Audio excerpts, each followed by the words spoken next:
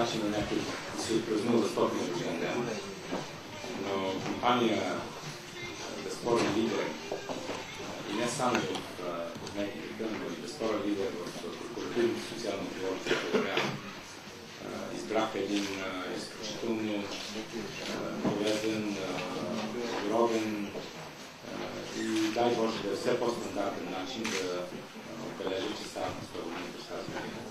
Благодаря ви, че се отзовахте на нашата покана и уважихте днес с вашето присъствие.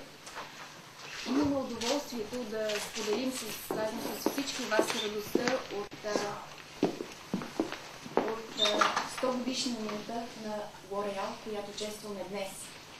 На днешната дата, на този ден, всички в Лореал, по целия свят, заедно честваме и отбелязваме този 100 годишен юбилей.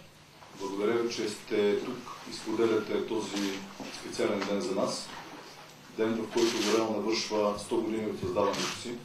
Аз бих искал да ви кажа, че точно в този момент в цял свят всички страни, в които работи Лореал, празнуват по същия начин и споделят своите успехи и това, което са направили в страните.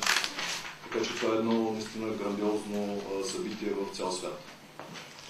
Тази 100 годишнина е ново начало за нас, всички, които работим в Лореал, и ние сме щастливи днес да празнуваме нашия рожден ден, в който даваме обратно на другите. Да честитя юбилеят на представителите на фирмата Лореал, да им пожелая още много дълги години да работят за тази кауза, да бъдат отговорни, социално отговорни. За нас това е един изключителен жест. Радвам се, че избраха Софийски университет, философски факултет. Радвам се, че днес тук сме събрали в сградата на Софийски университет, къде има по-хубаво място от тук да се говори за младите хора, за тези, които очакват своето бъдеще и които ще бъдат своето бъдеще. Благодаря най-сърдечно за това, което направихте за Софийски университет и за философски факултет. Нека ни следват още много 100 успешни години.